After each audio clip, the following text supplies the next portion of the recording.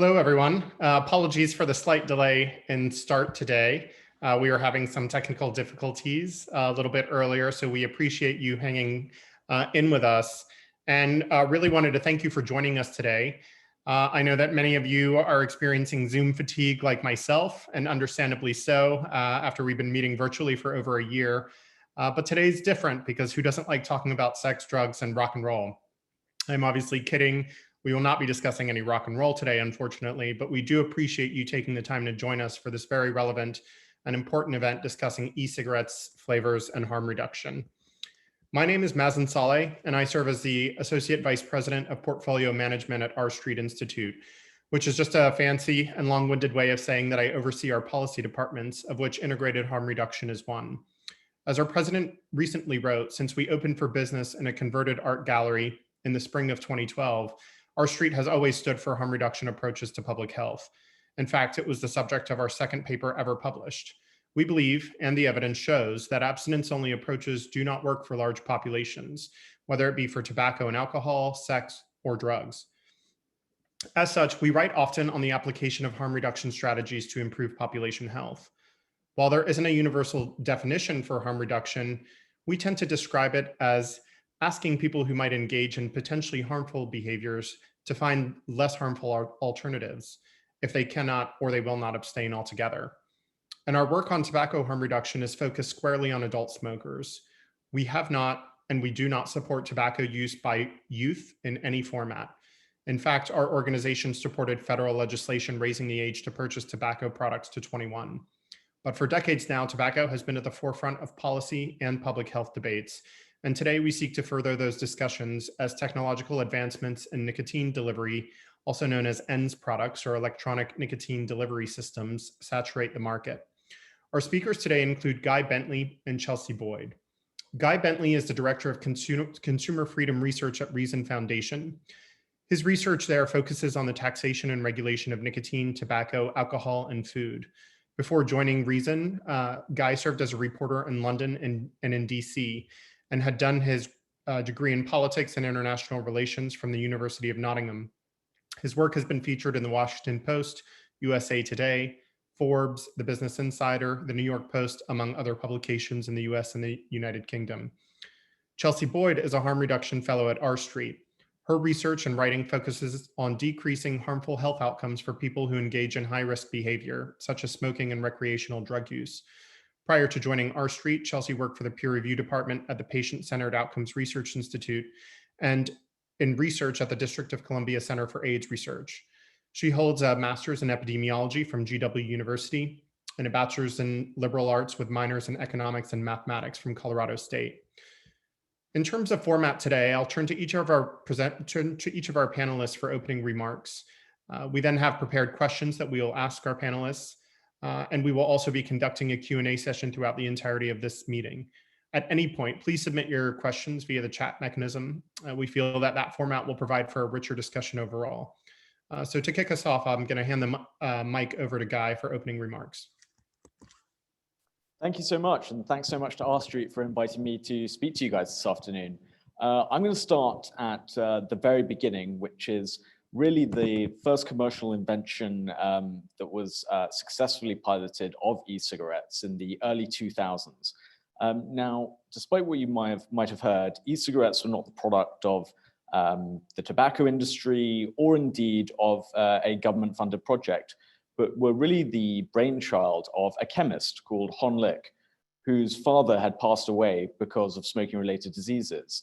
And he believed he himself would follow the same fate as a very heavy smoker himself. He had tried nicotine patches continually, which failed to get him off the cigarettes, and nothing else seemed to work for him. So he decided to invent something better himself. And what he produced was a device, thanks to the developments of modern electronics, that could miniaturize a device that aerosolized a solution of nicotine and flavorings.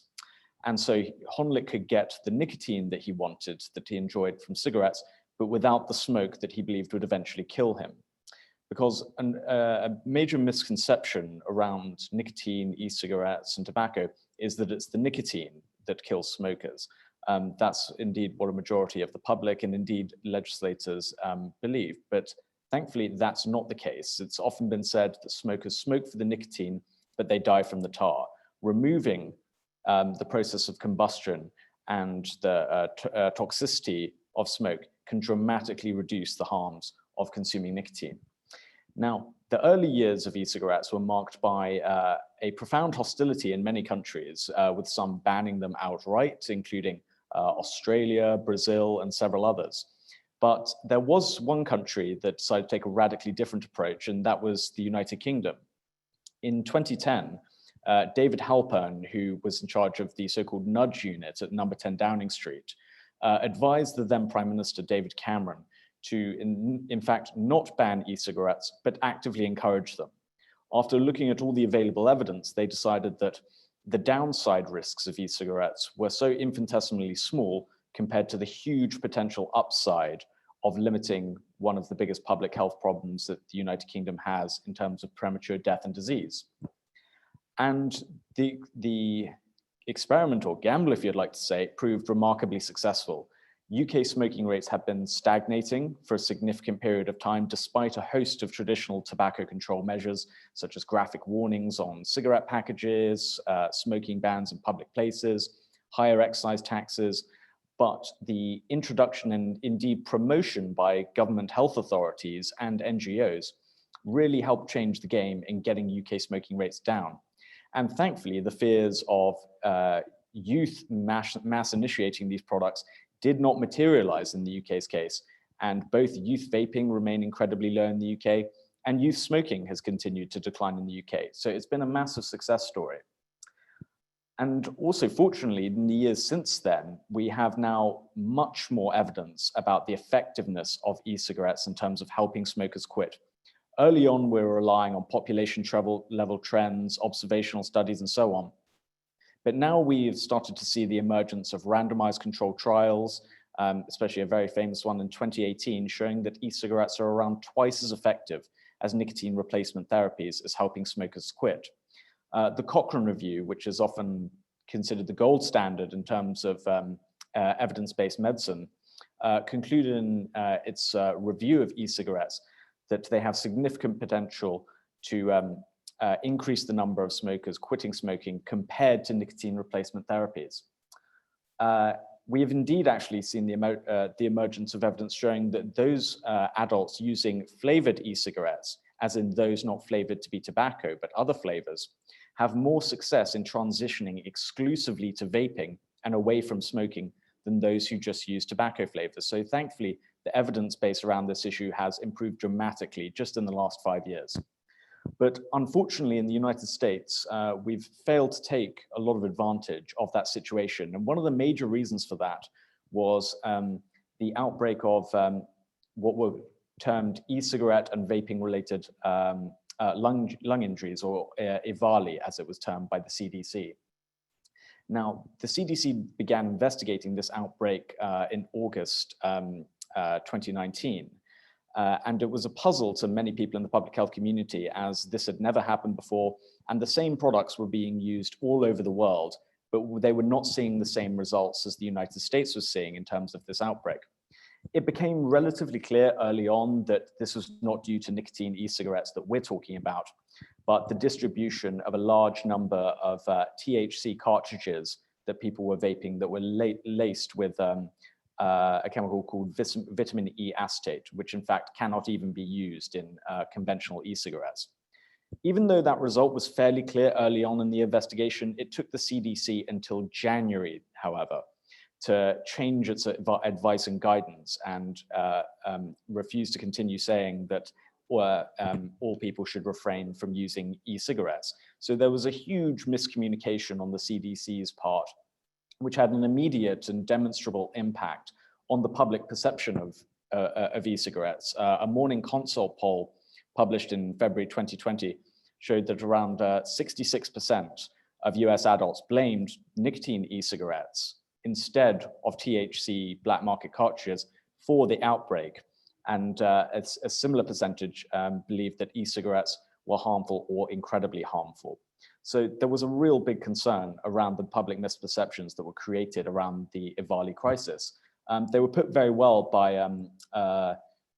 Professor of Health Psychology, Robert West at University College London, when he said, I quote, "The concern is that e-cigarette users who have used an e-cigarette to quit smoking will go back to smoking. If that happens, many lives will be lost." And that's absolutely true. And unfortunately, we have been seeing in recent years a strong decline in cigarette volumes for around 5 to 6%. But in 2020, that has changed dramatically with very, very small declines in cigarette sales volumes. Now, part of this, I'm sure, is to the effect of lockdown and stress and so on. But many financial analysts attribute the strong showing of cigarettes in 2020 to the fact that public perception of vaping and safer nicotine alternatives is incredibly negative, and also to the temporary prohibition of e-cigarette flavors in what we call closed system devices that the Trump administration enacted early on in 2020 until they are approved by the FDA. Now, there are currently proposals in Congress and indeed in state houses across the country to outright ban the sale of e-cigarette flavors. I think the consequences of this would be incredibly negative for public health. First, we would see the rise of an illicit market of people essentially trying to replace e-liquids that they used to buy with DIY e-liquids, which actually happened, were widely available in the very first days of when vaping was coming onto the market, with consumers sharing information about how to make your own e-liquids. Now, there's an obvious parallel here to the crisis of EVALI in an unregulated black market, causing product contamination, which then has very severe health consequences. So that would be an incredibly bad outcome from a public health point of view. But even more so, what we would see is a significant number of people currently vaping to try and quit smoking, switching back to smoking, which would be by far the more harmful option. And it's so great that we're having this event today, because only yesterday, a study was published by Abigail Friedman of Yale University, demonstrating that when San Francisco banned their e-cigarette flavors, the high school smoking in San Francisco significantly increased compared to other high schools that were not in the jurisdiction where e-cigarette flavors had been banned. So unfortunately, we would see a significant uptake in smoking, because e-cigarettes, and particularly flavored e-cigarettes, are the most favored choice of adults trying to quit smoking. Now, as I said at the beginning, e-cigarettes receive no government funding and were not conjured up in the lab of, a big tobacco company. It was essentially an innovation revolution that birthed a multi-billion-dollar industry and helped create tens of millions of ex-smokers by making it easier and more enjoyable to quit smoking. So there is a huge public health opportunity there for correct communication and also appropriate regulation to ensure that we balance the best of these new products, to ensure that adult smokers have the access and availability for products to quit smoking and live longer lives, while also doing everything we can to ensure that these products don't fall into the wrong hands. And with that, I think I'll leave it there and hand off to Chelsea. Thank you, Guy. And thank you all for joining us today to learn more about e-cigarettes and tobacco policy. Tobacco is a complex issue, from the fiscal implications of tobacco taxes to the death and disability created by combustible products. One thing is for certain, though: fully extinguishing the use of tobacco products is a difficult, if not impossible, task. That's why harm reduction strategies are such an important addition to tobacco regulation. First, I want to talk about something that's of concern to all of us: youth e-cigarette use. None of us here want young people to start using any tobacco product. Reduced risk products are meant for adults who already smoke, not tobacco naive young people or adults. The youth use numbers can seem particularly concerning. I want to take a moment to look a bit closer at the numbers, though. Health statistics are often reported in quite nuanced ways that require considering how survey questions were asked and what statistics are being reported. Take the term current use, for example. In most national level surveys of tobacco use, current use is defined as any use within the past 30 days. This definition is convenient. However, it's not the most sensitive definition. The current use definition groups the first-time user, occasional user, and frequent user all into the same category, even though they represent very different risk levels. Now that current use has been defined, let's consider some numbers. If you look at the raw number of high schoolers who are current vapors in the CDC's National Youth Tobacco Survey from 2020, you will find that about 3 million high school students are current, i.e. past 30-day vapors. That works out to about 19.6% of high school students vaping. This is down from 4.1 million current vapors in 2019. If you dig slightly deeper into the data and do some basic calculations, you will find that 7.6% of high school students vaped 20 or more days per month. This number is still far too high. However, it's also a far cry from the nearly 20% of students being frequent vapors, as the word current implies. Often, one of the stated purposes for tobacco control legislation is to prevent youth use of tobacco products. This is particularly true regarding e-cigarette flavor bans. We often hear that young people use e-cigarettes because of the many flavors they come in. However, 2019 CDC data indicates that curiosity is the #1 reason why young people use e-cigarettes. And that is about 55.2% of students who have ever used an e-cigarette, citing curiosity as their reason for use.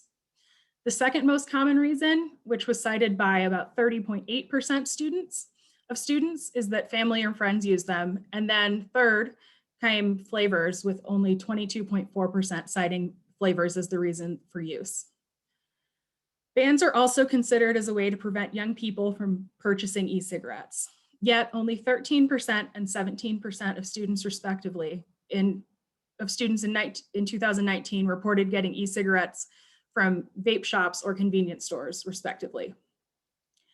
62% reported getting e-cigarettes from a friend. This is what we call social sourcing, and it's part of the reason why we supported raising the legal age of purchase up to 21. Since some students reported getting e-cigarettes from vape shops and convenience stores were likely over the age of 18 and thus legally able to purchase tobacco products. And since most students get their e-cigarettes from friends, it follows that raising the minimum age of purchase would help prevent underage users from getting tobacco products. Since the federal minimum age of sale was just raised in December of 2019, we're still waiting on data to determine what impact this legislation had on youth use of all tobacco products. But how do we know that e-cigarettes aren't luring non-smokers and turning them into combustible tobacco users? The so-called gateway theory, which proposes that use of e-cigarettes leads to use of combustible cigarettes, is often used as an argument for harsher regulation on e-cigarettes. At this point, we've seen little real-world evidence supporting the gateway theory argument. In fact, studies have shown that the youth smoking rate began to decline more quickly after the introduction of e-cigarettes than it was prior to e-cigarettes entering the market. That suggests that e-cigarettes are not leading people to transition to combustible cigarettes, and that e-cigarettes may be helping people quit using combustible cigarettes. What may drive people from e-cigarettes to combustible cigarettes is excessive regulation of e-cigarettes. A recent study analyzed the impact of Massachusetts' ban on e-cigarettes on combustible cigarette purchasing behavior. The author of the study found that the ban on e-cigarettes did decrease e-cigarette sales. However, it also increased combustible cigarette sales. This suggests that some people who were using e-cigarettes may have switched to combustible cigarettes. Taxes that are not risk proportionate are another regulation that may discourage smokers from switching to e-cigarettes. Increasing taxation is an established method of tobacco control. However, it can affect populations differently. One reason for wanting to institute a federal tax on smokeless products, including e-cigarettes, that matches the level of combustible products is to discourage young people from initiating or continuing to use e-cigarettes. Yet, a 2020 study found that e-cigarette price was not associated with e-cigarette use among 15 to 21-year-olds. And a 2021 study found that e-cigarette taxes were not associated with decreasing youth use. Among adults, several studies have shown that combustible cigarettes and e-cigarettes are substitute products. That's to say, when the price of combustible cigarettes increases, sales of e-cigarettes increase as well. One study showed that while taxation lowered initiation and use of e-cigarettes among 25 to 34-year-olds, it did not lower initiation among 18 to 24-year-olds. Since most smokers establish their habit before the age of 26, this suggests that taxes discourage smokers from switching to e-cigarettes, but do little to deter initiation among young adults. Additionally, the results of a 2020 study suggest that, quote, a national e-cigarette tax of $1.65 per milliliter of vaping liquid would raise the proportion of adults who smoke cigarettes daily by approximately 1 percentage point. This would translate to 2.5 million extra adult daily smokers compared to no tax on vaping liquid. Another criticism of e-cigarettes is that they're unregulated. This is untrue. E-cigarettes are regulated by the FDA. Manufacturers must submit the list of their products to the FDA each year, along with labeling and advertising. All tobacco products, e-cigarettes included, also must contain a warning label that says, warning, this product contains nicotine. Nicotine is an addictive chemical. Additionally, manufacturers had to submit a list of ingredients to the FDA in 2018 in order to remain in compliance. The ingredients could not have changed since the filing with the FDA. Otherwise, the product would be deemed a novel tobacco product, which would then be subject to pre-market authorization. And we'll talk more about pre-market authorization, which is known as a PMTA, later in this presentation. We all know that from other harm reduction programs that giving people safer ways to engage in risky behaviors supports public health. Tobacco is no different. If we can set aside the stigma of tobacco use, we have the opportunity to improve public health and change the health trajectory for smokers. Thank you. Thank you, Guy, and thank you, Chelsea, for those opening comments. Before we dive into some of the prepared questions that we have for you, I just wanted to give a friendly reminder to all of our participants today. At the bottom of your screen, you have a Q&A double chat icon. If you have any questions throughout the entirety of the presentation, please submit those and those will be answered. The first question is for Chelsea. Data by the CDC indicates that smoking prevalence is highest among people aged 25 to 44 and 45 to 64, and the lowest actually among people aged 18 to 24. But we also know that individuals often start and they establish tobacco use during adolescence and early adulthood. So this presents a little bit of a dichotomy for policymakers and experts alike. How do you effectively balance tobacco harm reduction and cessation for adults while concurrently addressing youth initiation? Yes, so one of the things to remember is that youth and young adult smoking rates are lower than they've ever been. And I think some of the best ways to balance tobacco harm reduction with youth initiation are that we increase the fines for selling tobacco products to minors. At this point in time, sales to a minor are not, the fines for selling to a minor are not a huge deterrent to retailers for making those sales. I think also tackling social sourcing, which we have done through Tobacco 21 legislation, is another great way that you can balance harm reduction with for adults with not wanting to inflate youth initiation. And then I think truthful public health messaging that differs for different groups. So we want to make sure that we're saying that e-cigarettes are less harmful than combustible cigarettes, however, not harmless, and that they're intended for adult smokers who are trying to quit but can't or don't want to quit using other available methods. Thank you. And it does seem like public messaging consistently throughout the decades has a large role to play. And Guy, in your earlier comments, you spoke of E-Valley and its impact on public perceptions of the utility of e-cigarettes early on. Do you think that perception is changing given the recent evidence in the literature, given the causes of the outbreak? And if not, why? Yeah, unfortunately not. As far as we can tell, public perceptions of e-cigarettes remain wildly inaccurate, with consistently around 60% plus of adults believing that e-cigarettes are just as or more harmful than conventional cigarettes. And I think that's one, there was the coverage of the EVALI outbreak, which was hysterical and wildly inaccurate. But also, when the CDC concluded its investigation into EVALI, it didn't follow up with any specific public health messaging on that front, which would have been helpful, one, to make consumers even more aware that you shouldn't be buying illicit THC cartridges because they may be laced with vitamin E acetate. That would have been a great public health service to consumers to ensure they're not buying those products. But also, they did not follow up to clarify that no, we have not identified any nicotine-containing e-cigarette with this condition at all. I mean, zero, none. So there was no follow-up by the CDC or the FDA on this, and public messaging has a huge part to play. One of the most dramatic declines in the smoking rate we saw in the United States was really following public health information campaigns and the Surgeon General's report all the way back in the 1950s. And that was even in the absence of taxes and the restrictions we know today. So messaging and information has a huge impact on how consumers perceive products and indeed how they act. So, but sadly, that remains uncorrected, and there's still a huge public misperception. And unless the CDC and the FDA really change their attitude about it, particularly in the light of possible approvals of e-cigarettes that we might see later this year, I don't see the situation changing too much in the near future. Thank you. Speaking of messaging and myths, we received a question via the Q&A. And so this is for either of you, are there any facts around nicotine levels in e-cigarettes that you can share? The question is, do higher levels lead to greater addiction, or is that a myth? I can start and Guy can chime in after that.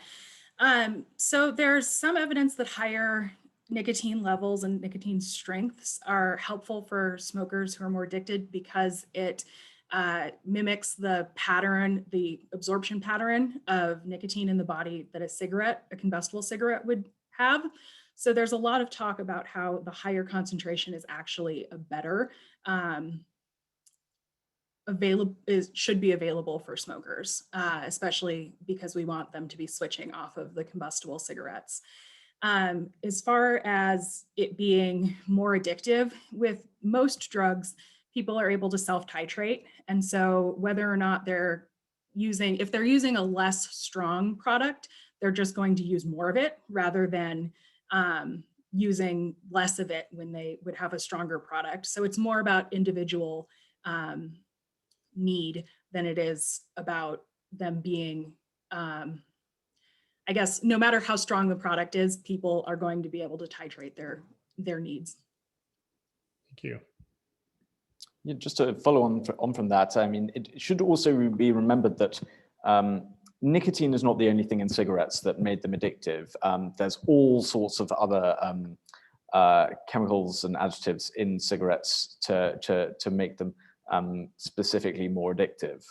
So it's not a one-to-one when you look at, you can compare the nicotine levels in a combustible cigarette to the nicotine levels in, say, a pod in an e-cigarette and so on. It's not a one for relationship of saying, oh, there's X much nicotine in a particular e-cigarette or brand, and therefore it's as or more addictive than a traditional cigarette. And we see that a lot in the behaviors, as Chelsea was highlighting, the actual behaviors of vape consumers themselves, who often alter between nicotine strengths, and many who wean themselves off nicotine altogether. Thank you for those. Our next question is, Chelsea, you had mentioned earlier about products that have applied for FDA approvals, primarily the acronyms PMTA and MRTP. Can you differentiate what those designations are for us?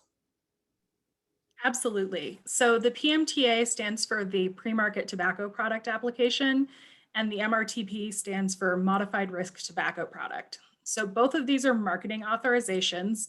The PMTA allows for a product to enter the market or remain on the market, and the MRTP allows the product to make reduced risk claims.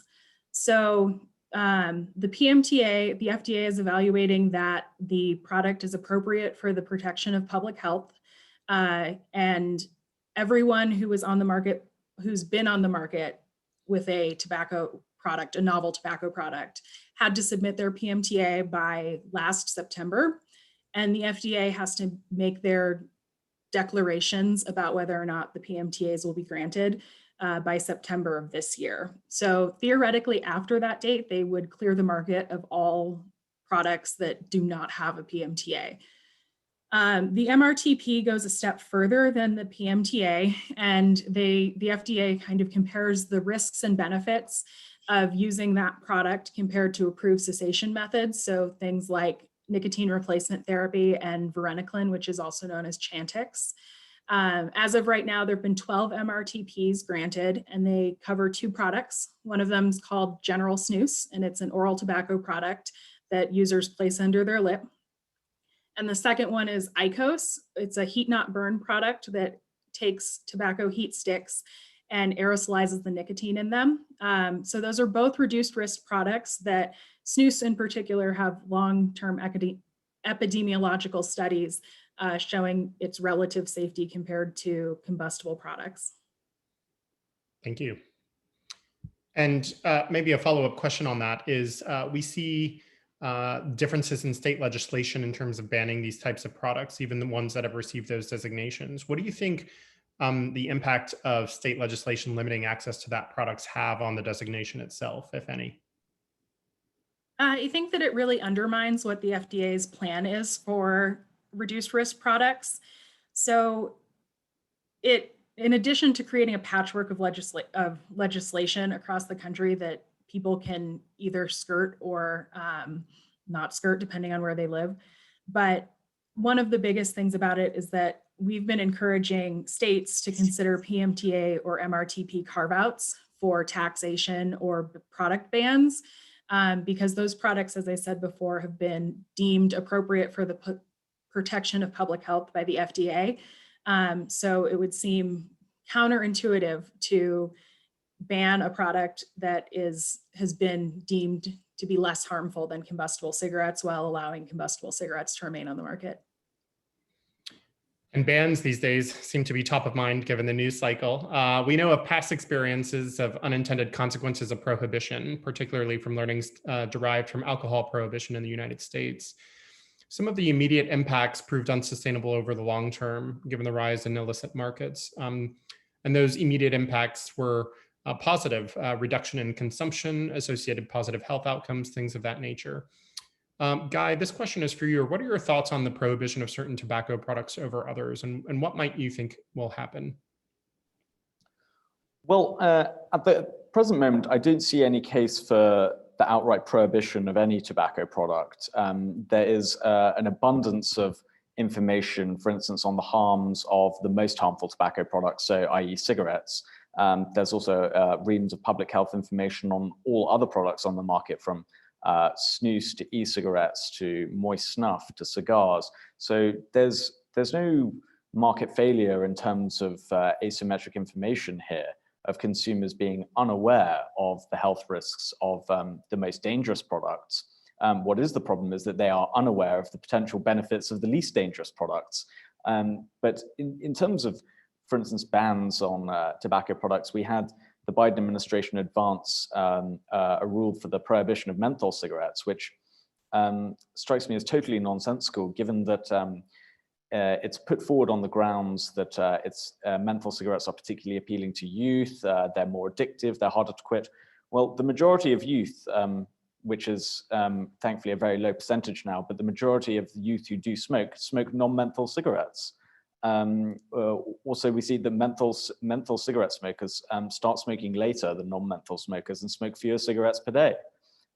So from a public health point of view, if you believed that the trade-off that you see with prohibition in terms of illicit markets and limits on personal choice and so on, if you believed those trade-offs were worth it and you had to choose between banning just one of 2 cigarettes, non-menthol or menthol, you would ban non-menthol cigarettes. It would have the greater public health impact if you had to choose one. But menthol smokers are a minority.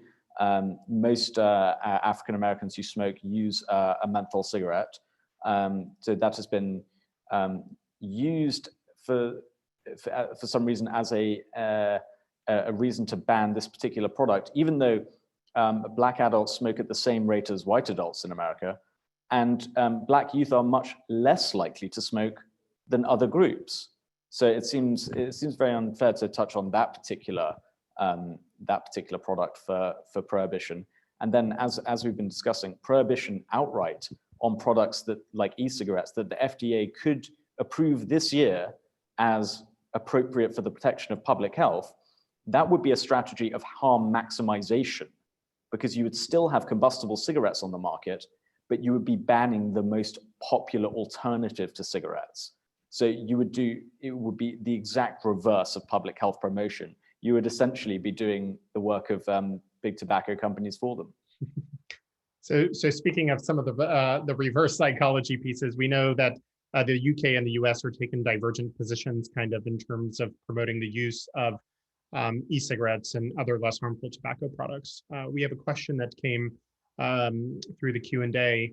An attendee wants to know is, why hasn't e-cigarette use proliferated in the UK among youth like it has in the US?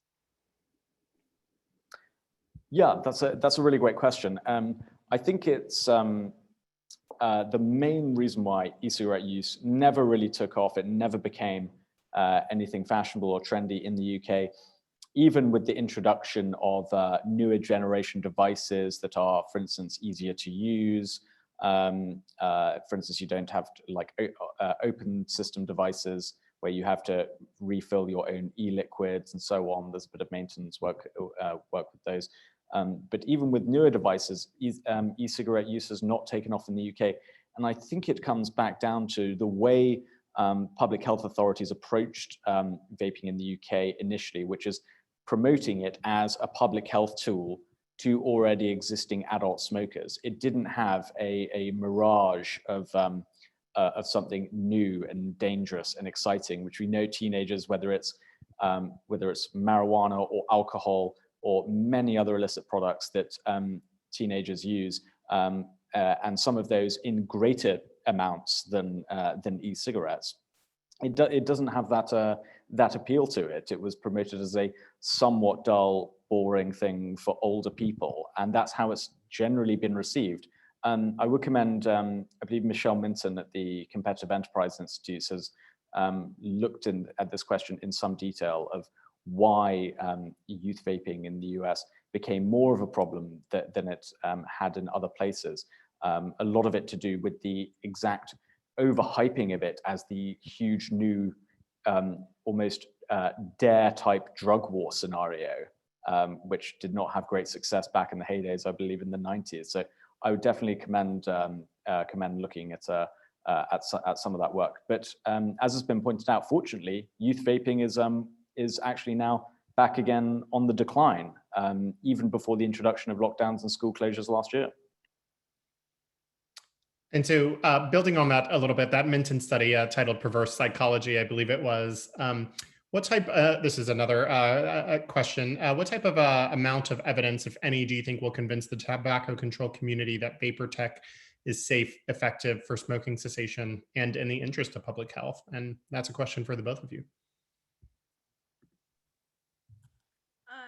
I think one of the real difficulties about tobacco harm reduction is that we're lacking long-term epidemiological studies on e-cigarettes. And of course, those studies being long-term just take time to get to. And unfortunately, a lot of what we see with observational studies right now is confounding with the use of combustible cigarettes.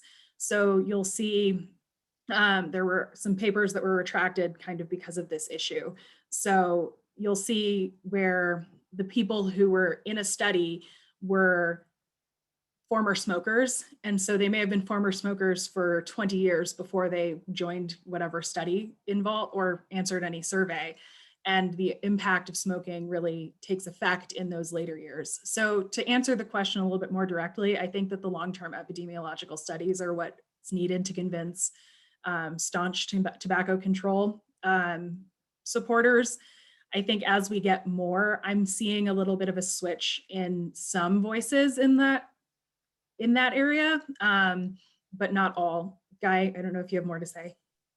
Yeah, I think there are many people in tobacco control who have commendably taken the position, who actively promote e-cigarettes, but that's at public health conferences, conducting research, writing articles and so on. So there is a cadre of tobacco control professionals who do engage in this work. But for those who don't, I would look at it this way. Those most implacably opposed to e-cigarettes as a harm reduction tool, what is the end point or goal that they are trying to achieve? And I think the difference between their goal, which is often stated as basically having a nicotine-free world, so that the optimum number of people using nicotine in this society is 0. That's a very absolutist stance. It's an unachievable stance, of course, that you can't have a drug-free society, a nicotine-free society, an alcohol-free society.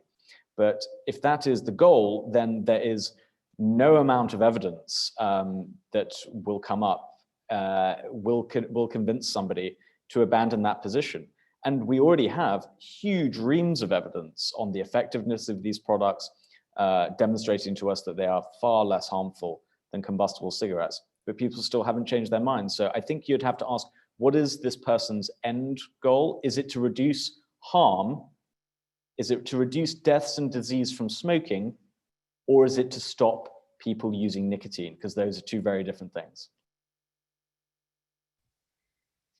Very good point from the both of you. Thank you. The next piece, while we still have a little bit more time left, wanted to talk about is actually cannabis, as it's starting to increase in salience in the public and the national conversation, particularly as states that move to ban certain flavors or types of products are also legalizing recreational marijuana use. And so my question to the both of you is, as policymakers consider legalizing cannabis, what lessons from our experiences with tobacco and e-cigarette regulation should be applied to address concerns like things such as youth use or criminalization, risk to bystanders, things like that? Chelsea, do you want to take that one first? Sure, I can take it. So I think that one of the things is that we're already seeing youth use increase for cannabis use. So a survey of 12th graders, I believe this was Monitoring the Future, found that 6.4% said they use marijuana daily or near daily. And that's not a great sign. I think the other thing that we're seeing a lot of is conflating vaping of nicotine and vaping of THC, and that sometimes when we see these statistics, they may not differentiate between whether or not young people are vaping THC or vaping nicotine, and in some cases they may not know. So I think youth use is something that they definitely have to get in front of, and since it's 21 and over already and age restricted stores, they're doing a lot to try and prevent it, but you have to try and make sure that you don't proliferate the illicit market, because as we know with the Valley, young people were getting their cannabis products from unregulated sources. And if you don't find a way to shut those down, then they'll continue getting cannabis from unregulated sources. I think the other thing that's really important is that regulatory activities make sure that the manufacturing processes are really stable and very well regulated, that people follow good manufacturing processes, and that health claims are regulated on cannabis products as well. I think that a lot of times you see people making a lot of health claims about cannabis that may or may not be substantiated, and protecting the consumer from those sorts of erroneous claims, I think, is a very important thing for the cannabis industry to get ahead of. Yeah, I completely agree with that. I think I'm very supportive of the efforts, both at the state and federal level, for the legalization of marijuana. I think the biggest lesson to learn from tobacco control and the regulation of e-cigarettes is that for recreational marijuana, I think medical marijuana is a different category, but for recreational marijuana, this is not something that should be regulated by the FDA. There's no comparative advantage to the FDA regulating this product. The recreational marijuana is for recreation. The FDA doesn't regulate alcohol, and I don't think many people think the FDA should regulate alcohol. The same should be true of marijuana.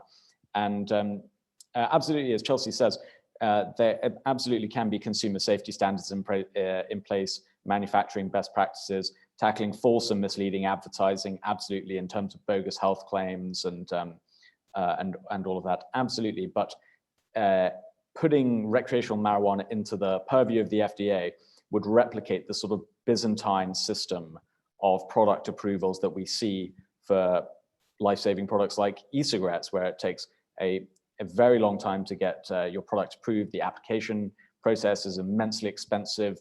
It favors insiders and large companies over outsiders and small startups and innovative companies. So I would say that's probably my biggest concern, is ensuring that the FDA doesn't impose itself on a market, and then we end up replicating the black market all over again because of overregulation. Those are definite mines to avoid. One of follow-up question regarding marijuana use is, do you all think, will nicotine ever be thought of in the way of caffeine, alcohol, or marijuana?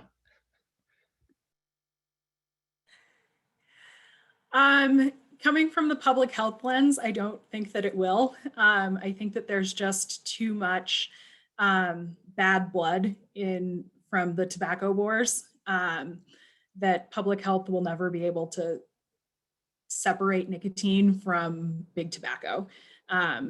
That's my perception of it, at least. I would like to see a world where we just saw nicotine as a mostly benign, or the mostly benign chemical that it is, more benign than alcohol. But I think that there's just too much baggage there. Yeah, I somewhat agree with Chelsea. I think there is opportunity to change that. I think as we do have real case studies like the UK and for instance Sweden, where has the lowest rate of smoking in all of Europe, but very high tobacco use. And that's because people are using snus, which is a little pouch you put in the top of your lip. But unfortunately, that sort of very backwards old tobacco wars style of thinking is really stifling research into even possible benefits of nicotine.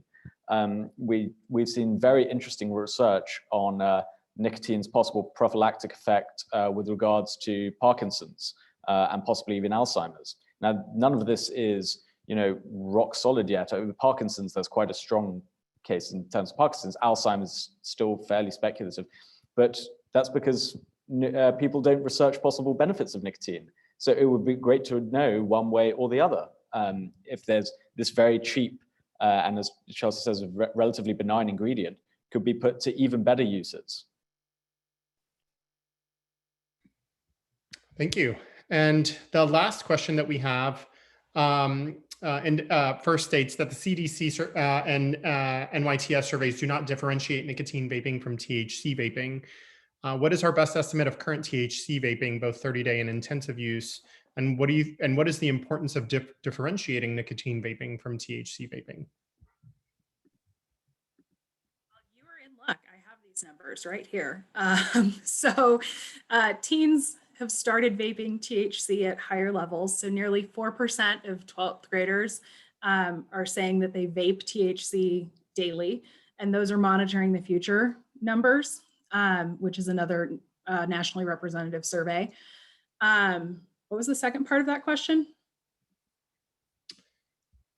The second part of the question was, what is the importance of differentiating nicotine vaping from THC vaping?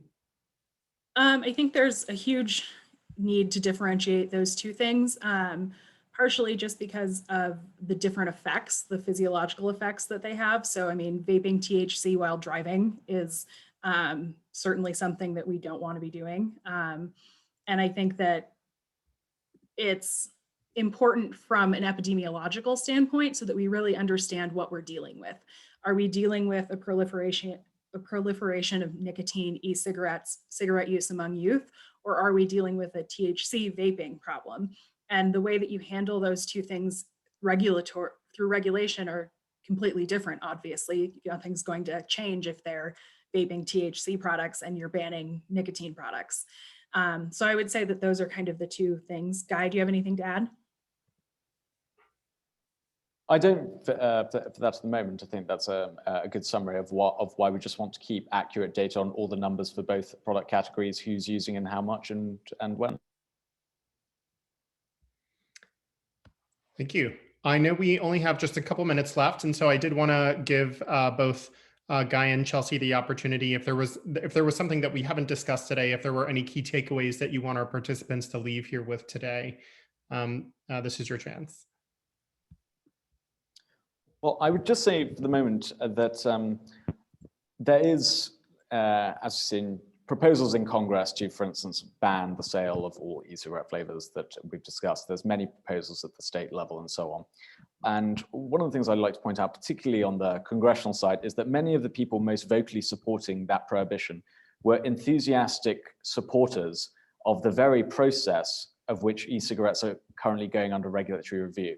So many of these very same people supported the 2009 Tobacco Control Act, which introduced this process of scientific review in the first place. So it would urge people to look at, to say that either this is the FDA's job or it's Congress's job, but you can't say it's FDA's job, and if they approve something, we're going to overrule them anyway because we don't like the state of the science. It's a quite strange position we've ended up in. Over to you, Chelsea. I think I have kind of a similar statement to say, is that I just want you guys to keep two things in mind. And the first is that any regulation that you implement is going to have both public health benefits and consequences. So really thinking about what those consequences and benefits may be. We can't look at regulation through rose-colored glasses, I guess. And then the second part is what Guy was saying, and that's that we have existing regulatory pathways through the FDA to handle novel tobacco products and their marketing. And we should just allow that process to work, especially given the fact that we're less than 6 months out from some information. Fantastic. Coming right up on the hour here. So wanted to give a sincere thank you to you, Guy Bentley, and you, Chelsea Boyd, for joining us today, and all of the participants that joined us today for today's conversation. Like many events at R Street, this has been recorded and will be posted on our YouTube channel and social media. And we look forward to hearing your ideas and fielding your future questions if you have any. So thank you so much for joining us today. And this concludes our session. Bye now.